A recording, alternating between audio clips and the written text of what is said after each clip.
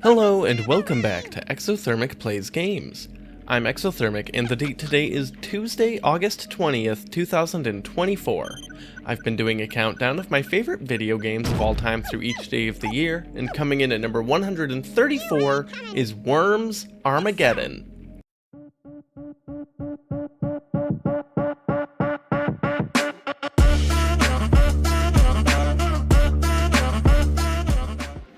Before I actually talk about the game a whole lot, I need to explain something that I feel is very important regarding my, and presumably your, enjoyment of this game. This ranking is based on the N64 and probably other console versions of Worms Armageddon. I recorded this with the PC version, which I got from Steam, recorded for 40 minutes, and then promptly made a refund request for the first time in my life on the platform. This is not Worms Armageddon's fault, really. This is because of how bad the PC version is. I will say I was pleasantly surprised that it had been updated enough to have no compatibility issues with Windows 11, and that I could even run it at high resolutions. The main issues I had with it was that I could not get a controller to work. The interface is entirely different than what I'm used to, though I could obviously have gotten used to it. And importantly, I could not rebind the key bindings. And in this game, where your characters are not only capable of jumping, but it is often very important to do so, the button to fire your weapon, which often ends your turn, is the space bar. Many mistakes were made.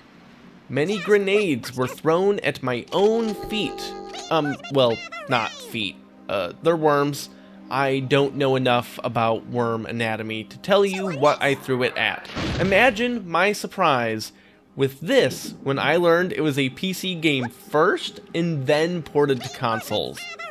The point is, get a console version if you can. Worms Armageddon is a really simple game with a really dumb premise, and those two things combined make it incredible. Each player controls a team of worms, debatably intelligent worms, debatably trained to use debatably military-grade weaponry. Like, yes, you have bazookas and grenades and can call in airstrikes, including the use of napalm, but you also have, like, a baseball bat and a sheep. But you see, it's not just any sheep, oh no. It's an explosive sheep. This game is amazing. As you can see from the menu that pops up where I can select my weapons, there's a lot of tools at your disposal, and while some are definitely better than others, most have a limited number of uses and are often only situationally better. It's important to remember that not only are you shooting at and blowing each other up, but you're also still just literal worms. You cannot swim, and the moment you're submerged in water, you instantly die. That does mean sometimes a baseball bat is the best weapon in the game, if you can squirm your way on up to an enemy standing on a ledge and just whack them into the ocean. The single thing that makes this game go from good to great is the level designs themselves. The layouts are kinda jank and often very in the way, but that's intentional. You see, most weapons can and do destroy the terrain.